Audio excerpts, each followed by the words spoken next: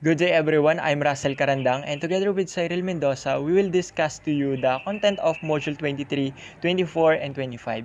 So ngayon, ang una natin tatalakayin of course is Module 23 which is entitled The Classroom Climate. So let's proceed.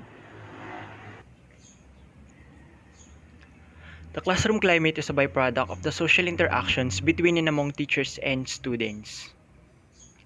The classroom climate is more a product of the interaction between and among teacher and students than that of the physical condition of the classroom.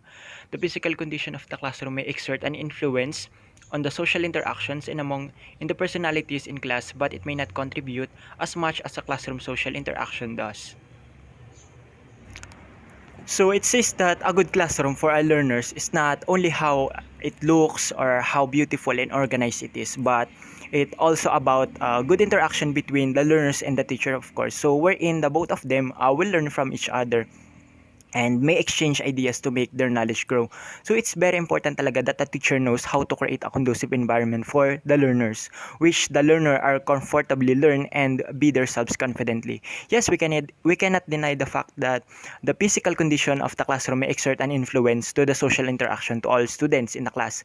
Diba when the classroom is nice, has a good ventilation, it will make the students to be comfortable to learn, and they will give a will focusing on studying. But we can also say that so it does not give an influence as much as sa classroom social interaction does, 'di ba? So anong gagawin natin sa magagandang or classroom if the students naman has no good interaction between the teacher and the students, then the students to their classmates?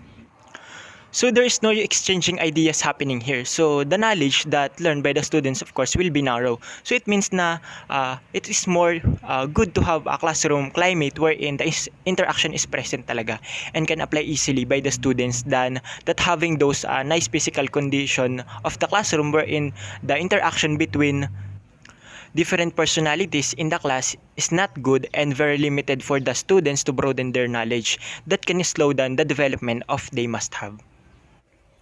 So, ibig sabihin, the classroom climate is refers to the prevailing moods, attitudes, standards, and the tone that you and your students feel when they are in your classroom. So, there is a negative classroom climate if we can feel like, for example, hostile, chaotic, and out of control. And a positive classroom climate naman if we feels safe, respectful, welcoming, and supportive of the student learning. So, yung factors na such as an air quality, lightning is nakakaapekto sa students' ability to learn. So bakit? So doon sa air quality, doon sa room natin, 'di ba, katabi siya ng agriculture, and there are times na hindi natin maitatanggi na mabaho kasi nga doon sa mga pataba na gawa sa dumi ng hayop like manok nga na galing sa poultry. So instead na ako isa sa mga nakakaranas ng mabahong amoy na yun, naamoy ko yun, and there are times na nangangati yung ilong ko and nagkakasipon ako kasi madaling ma-irritate yung ilong ko. And imbis na maganda yung pakiramdam ko sa pakikinig sa klase is magkakaroon ako ng problem sa ilong ko, which is magiging barrier din sa pagkatotoo kasi hindi 100% makapag-focus sa tinuturo ng teacher ko. And isa pa, instead na yung isip ng mga kaklase ko is nakatuon dun sa lessons is na aapektuhan din ng masamang amoy. So, na isa sa mga factors talaga yung air quality and also yung lightning dun din sa classroom natin, lalo na kapag umaga and hapon kasi hindi lang siya nakakasilaw but then at the same time mainit din. And yung allotted time na binigay sa atin ng teachers natin or ng instructor natin para i-move yung mga upuan para hindi mainitan is nasasayang. Di sabi nga nila na ang bawat oras or segundo na time ng isang guro is napakahalaga. So yun, sa ginugol nating oras na yun is madami na agad tayong nasayang na dapat na ituro na ng teacher natin, instead ay nag-ipod tayo ng mga silya dahil nga dun sa lightning na problem natin na yun, which is mainit. So 'di ba sabi ko kanina, a negative classroom climate, yung parang you feel like hostile, chaotic, and out of control. So bakit nga ba nagkakaroon tayo ng negative classroom climate? So based on my personal ideas, I think they are lack of discipline and siguro hindi sila na-inform dun sa mga rules and mga procedures na dapat sundin nila in a classroom and sa buong school na rin ng buong paaralan nila.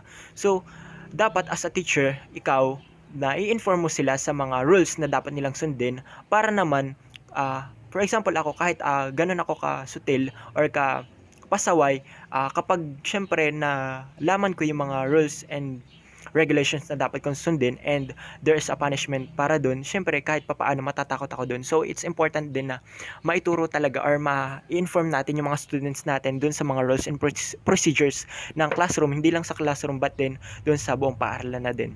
So the next one, the positive classroom climate. So dito nga sa positive classroom climate, the teacher is aware of the different needs of the students. So tama naman, dapat na ang teacher is aware dun sa mga pangailangan ng mga estudyante, not financially ha. Siguro dun sa mga pagdating sa mga learning styles na kailangan ng isagawa sa sa mga estudyante. Dapat aware ka din as a teacher dun sa mga special strengths nila and dun sa mga talents nila para alam mo din yung ilalapat na learning strategies para sa kanila. So encourage active learning. So yun, as a teacher din, kailangan dapat yung mga binibigay din nating learning strategies o yung learning strategies natin is dapat naman yung makaka-relate sila, hindi yung magpo-focus din tayo sa isang learning styles din and learning strategies. I mean, ibig sabihin, kumbaga para sa kanila magiging boring, and meron din kasing teachers na yung mga learning strategies nila is hindi ba makarelate yung ibang estudyante, kaya hindi sila ganun ka-active makinig sa tinuturo ng mga teacher. So respect for diversity, yon dapat sa isang classroom dapat na ituturo natin yung dapat respetuhin natin yung pagkakaiba-iba natin. Siguro may relate ko dito yung sa religion. If there is a Muslim kayong estudyante or Christianity man yan, so dapat fair pa din yung pagtingin and same ng yung pagtrato nyo sa isa't isa. So turuan din natin ng estudyante natin na dapat respect each other kahit ano pa man ang religion niya, or may itim man yan or maputi. Recognizes people's right to make mistakes. So yun, kapag may nagawang mali ang iyong estudyante or sumagot man siya ng mali, so it doesn't mean na hindi mo na siya pwedeng itama. So mayroong tayong rights na itama sila, but in a way naman na hindi natin sila masasaktan or yung hindi natin sila mahaharas, diba? So dapat sabihan natin sila in a good way. So make people feel accepted. So yun, sa isang classroom dapat nga ituturo natin or nafe-feel nila na accept sila doon and hindi sila out of place or outcast lamang sila dun sa isang classroom. So make people feel respected. So yun, kahit siguro dun may relate natin dito yung sexual orientation and dun nga sa mga religion din na nasabi ko magkakaiba. So yun, makes people feel respected. So kahit man ay magkakaiba sila or they have a different yan, may pagkakaiba-iba sila, so respect each other na lang din. So let's teach our students to be respectful. So the next one, so ito yung mga ilan sa mga na-search ko na 5 strategies teachers use to facilitate learning. So dito is first is choice. Not every student is the same kind of learner, so try giving them multiple options when assigning projects. This shows that you respect their unique learning style. It also shows that you're more interested in facilitating their learning and exercising your authority. So tama naman, dapat naisaalang-alang natin yung iba't ibang pagkatuto ng mga bata. 'Di ba sabi nga ng mga teachers sa atin, yung tinuturo nila sa atin na if you have 50 students, dapat meron ka ding 50 iba't ibang may 50 traits ka din na yun para makayanan mong makibagay sa kanila or kaya mo silang pakisamahan. Ibig sabihin, dapat yung 15 pag-ugali ng students is merong pag-ugali ka din, or yung kumbaga is natutumbasan mo yun para mapakisamahan mo sila, and alam mo din dapat yung mga ilalapat mong learning strategies sa kanila kasi iba't iba yung pagkatuto ng mga bata at bawat bata is hindi pare-pareho at magkakaiba sila ng way kung paano sila matututo. So variation, vary class activities to give students the ability to try out different learning styles and to give each student their moment to shine. It also will help them to choose their approach to assign projects. So yun, gaya nga ng sabi ko kanina, dapat as a teacher, hindi kung maaari, sabi nga nila sa atin, di ba? Kung maaari, everyday nagpapalit tayo or iba't iba yung learning strategies na ginagamit natin. Kasi maaring yung isang bata is nag-shine dun sa isang style na ginamit mo, sa isang strategies na ginamit mo, but then yung ibang bata or yung ibang estudyante is hindi siya, kumbaga, is nakarelate masyado. So try to give another or provide another learning strategies wherein yung mga bata or yung ibang estudyante is magkakaroon, kumbaga, is kakaroon sila ng time para mag-shine din or ma-prove nila yung sarili nila na kaya din nilang makibagay or kaya din nilang kumbaga is makapag-cooperate ng maayos sa tinatalakay yung lesson. So the last one, or the second one rather, is give context for each lesson and show how it relates to other things your students might be learning or experiencing. Tie the material into the other lessons, classes, subjects, current events, or real-life example. Tell them why the lesson is relevant to their lives and why it should matter to them. So tama naman, dapat yung mga lessons natin is nare-relate natin dun sa mga current events or dun sa mga real life examples. Huwag tayong mag-stick lamang dun sa nilalaman lamang mismo ng libro, or bagkos let's try to explore naman yung mga estudyante natin, kaya i-relate natin siya or magbigay tayo ng mga example dun sa real life talaga or in reality na may connect din natin dun sa ating mga lessons para din naman mapalawak yung pagkatuto ng mga estudyante. Conversation. Learning how to problem solve is just as important knowing the answer. So give students time to talk through a problem in small groups or as a class. Conversation also promotes communication skills, socialization, and cooperation. So ibig sabihin, isa rin sa magagandang way yung pagbibigay ng mga situations na gagawin nila in group. Kumbaga is group activities na kung saan is ma-enhance dun yung kanilang socialization. Lalo na kung first day yan sa school. Tapos nagpa-group activity ka, doon ma-enhance nila yung kanilang socialization between each other, o kumbaga is makakapagpaalagaan loob sila, and also nagkaroon sila ng cooperation and napopromote talaga yung communication skills ng mga estudyante. So the last one is resources. Today's students have access to a lot more information than the students of previous generation. The challenge is teaching them how to assess the quality and validity of the information they find. Provide students with sources they can trust and tools for gauging trustworthiness. So yun, as a teacher dapat na-inform natin yung mga estudyante natin na hindi basta-basta or wag basta-basta tayong search lang ng sagot na hindi man lamang na-check natin. Kasi hindi mo naman alam na yung sinesearch mong sagot or yung pinagkukuhanan mo ng sagot is hindi siya credible, yung mga information na nakalagay doon, or hindi valid. Dapat tinutulungan natin yung mga estudyante natin na bigyan sila ng mga sources na talagang mapagkakatiwalaan nila or na tama yung mga information na pwede nilang makuha doon. Hindi yung hinahayaan lang natin sila na go get information and hinahayaan lang natin silang magkamali. So dapat tinatama din natin yung mga pagkakamali nila and ini-inform natin sila sa mga dapat nilang gawin. The classroom climate can influence by two things. So the physical environment and the psychological climate. The physical environment daw is yung under nito yung mga physical classroom condition, furniture arrangement, seating arrangement, temperature, and lighting. While the psychological climate naman is under nito yung mga safety, relationships, and teaching and learning. So what is the classroom that facilitates learning nga ba? So a classroom that facilitates learning is able to, syempre, to provide a well-designed learning environment which is filled with good instructional materials and teaching processes, syempre. So teacher plays an important role talaga in which he or she serves as an epitome. So sinasabi nga natin na role model. So role model of the lifelong learner that will inspire students, syempre. So it's not only the lessons that need to be disseminated at lagi yung sinasabi sa atin, but also the good behaviors of the students which will be reflected by the effective characteristics of the teacher. So the next one is the classroom climate that is conducive for learning is one that is non-threatening yet businesslike.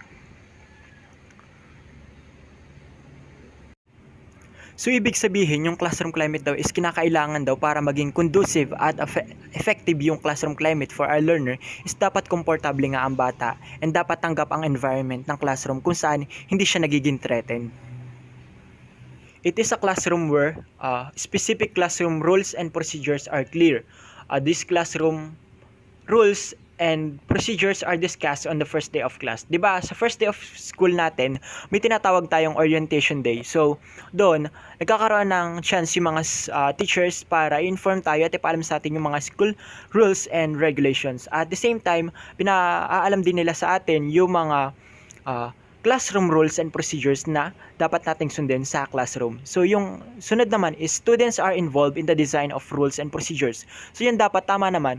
Sa isang conducive environment, hindi maaaring teacher lang yung nagde-decide sa mga rules na gagawin and yung sa mga procedures na dapat sundin sa isang classroom. Dapat sinasaalang-alang din natin yung rights and power or yung authority ng mga estudyante.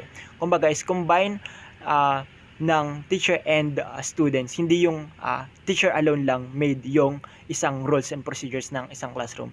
So techniques to acknowledge and reinforce acceptable behavior and provide negative consequences are employed.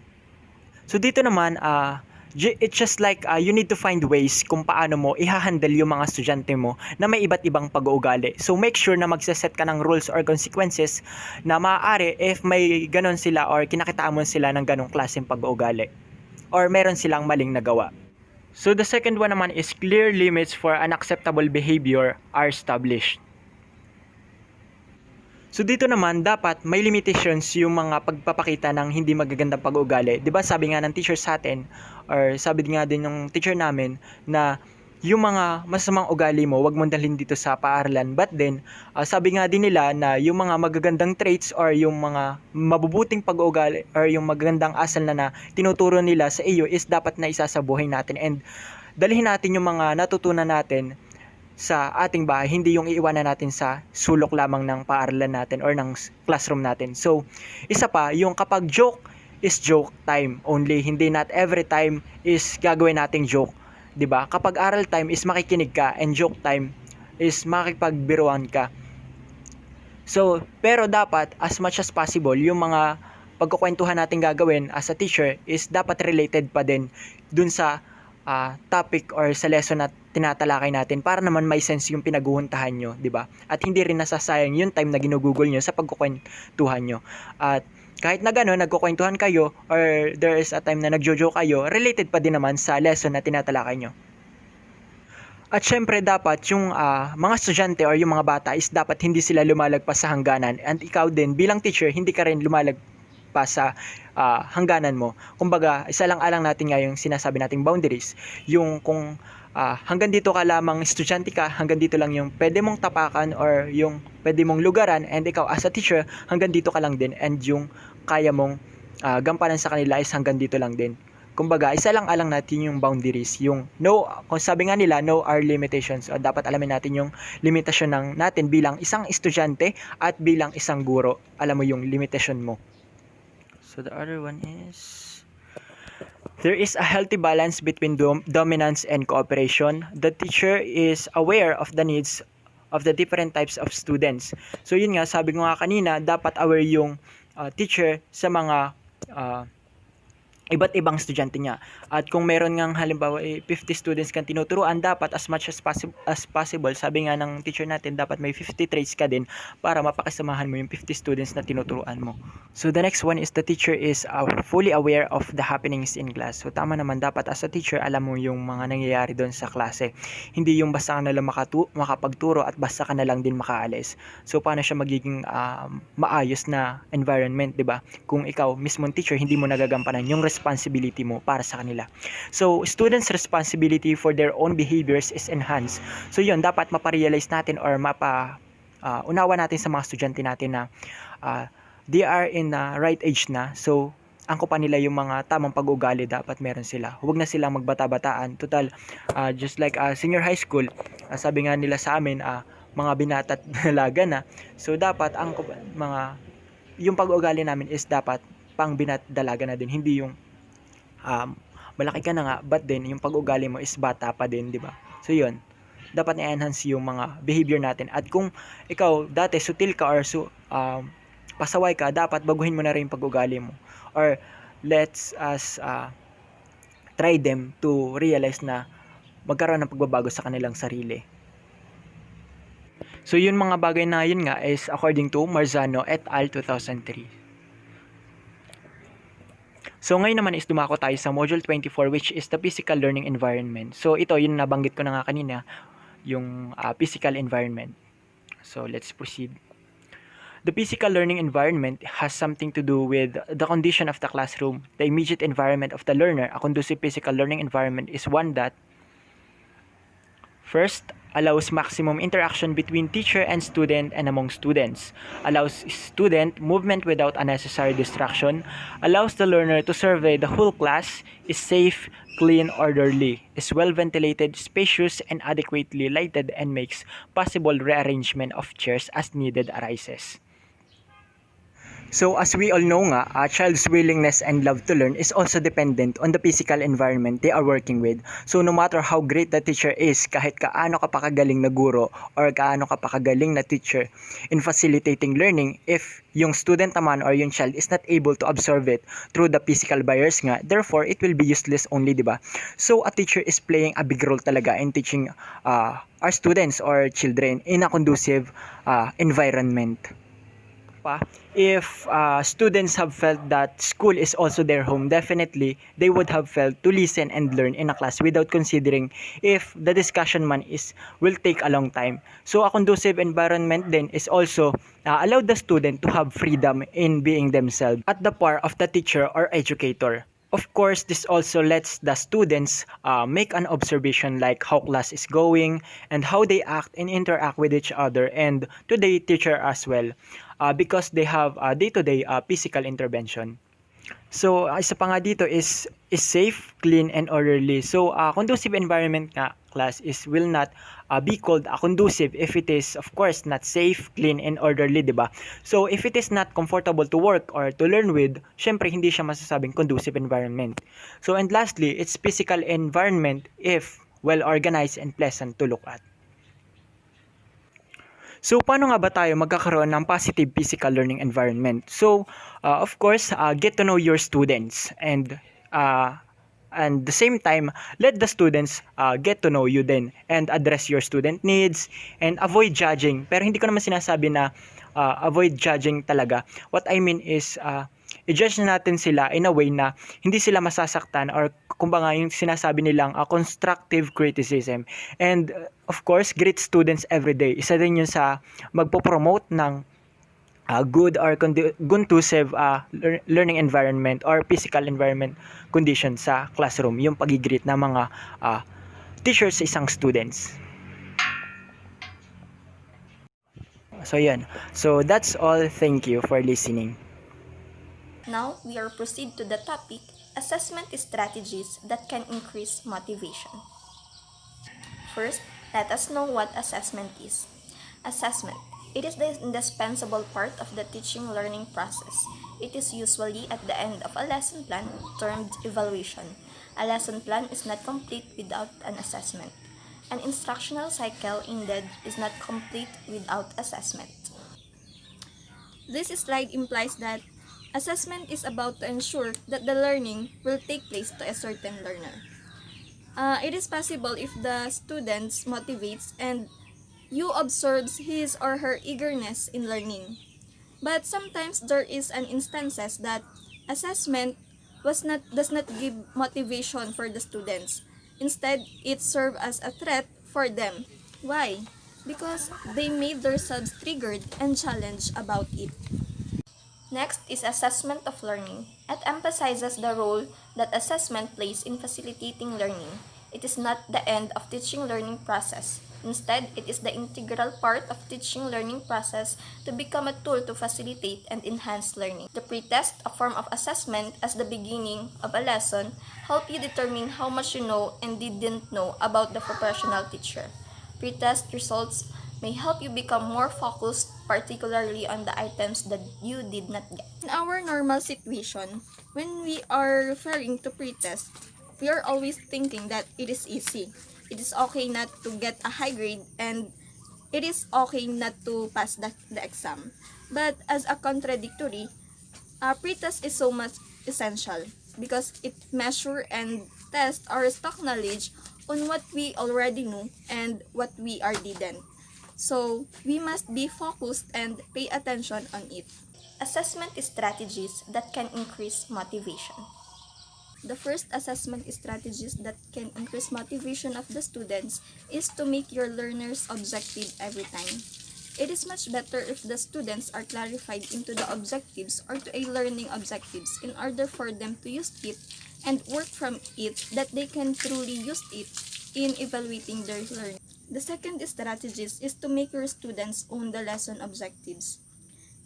To motivate a learner, you must allow them to set their own objectives and goals based on the lesson objectives in order for them to be unthreatened or for them to be comfortable, because they are able to set their own personal learning target.